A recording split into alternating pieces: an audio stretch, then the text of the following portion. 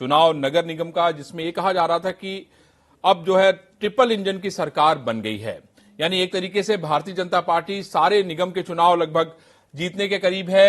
आगरा में कहा जा रहा था कि बहुजन समाज पार्टी टक्कर दे रही थी, लेकिन अब वहां पर भी ये जानकारी मिल रही कि भारतीय जनता पार्टी काफी आगे है और अब उस सीट को वह जीत लेगी। इसके अलावा दो और बड़ी खबरें मैं आपको बता दूं, 96 और स्वार दोनों जगहों पे भारतीय जनता पार्टी के जो प्रत्याशी हैं वो चुनाव लगभग जीत चुके हैं, सिर्फ सर्टिफिकेट लेना बाकी है।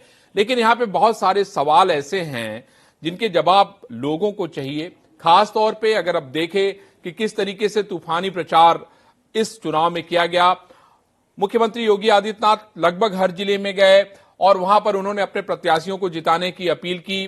दोनों डिप्टी सीएम केशव प्रसाद मौर्य और ब्रिजेश पाठक भी लगभग हर जिले में जहां जहां उनकी ड्यूटी लगाई गई वहां पर वो गए और उन्होंने अपने प्रत्याशियों को जिताने की अपील की। अब उसका परिणाम लोगों के सामने आ रहा है, लेकिन यहां पे कई चुनौतियां थी। मैं बारी बारी से आपको बताता हूं कि आखिर कौन कौन सी ऐसी चुनौती थी जो बड़ी है, जो लोकसभा चुनाव में इन लोगों को खास तौर पे ध्यान रखना होगा।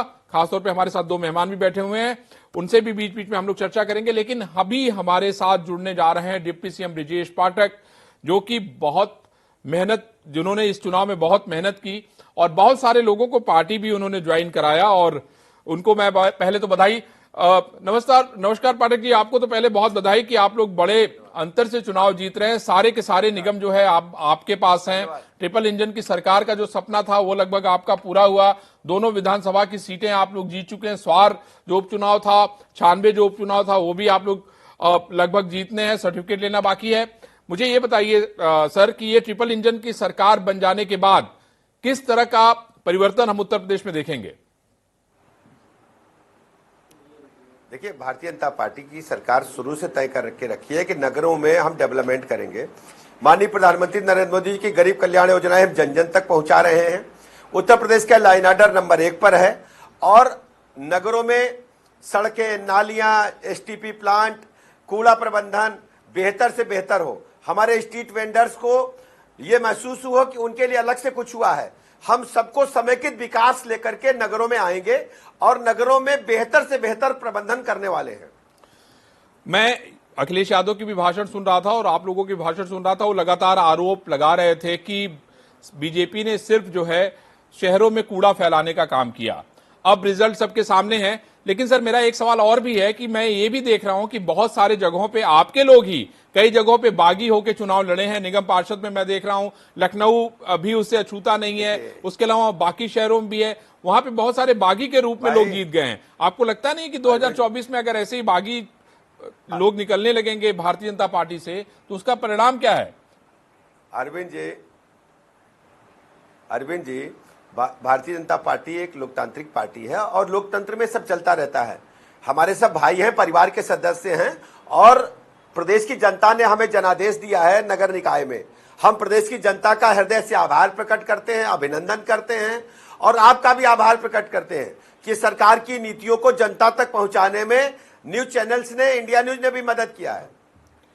पाठक जी, वो तो आभार हम स्वीकार करते हैं और हम भी आपको आभार देते हैं कि अपने बहुमूल्य समय में से आपने हमारे लिए समय निकाला। लेकिन ये बताइए कि ये जो चुनाव अब आप इतने बड़े अंतर से जीते हैं, 2024 पे इसका क्या इंपैक्ट होगा? दूसरी तरफ हम लोग कर्नाटक भी देख रहे हैं, तीसरी तरफ आपके पड़ोसी बिहार से नीतीश कुमार को भी देख रहे हैं। 2024 में अरविंद बाबू, 2024 में हम 80 में 75 से अधिक सीटें जीतेंगे और प्रचंड बहुमत की तीसरी बार सरकार माननीय मोदी जी के नेतृत्व में बनेगी।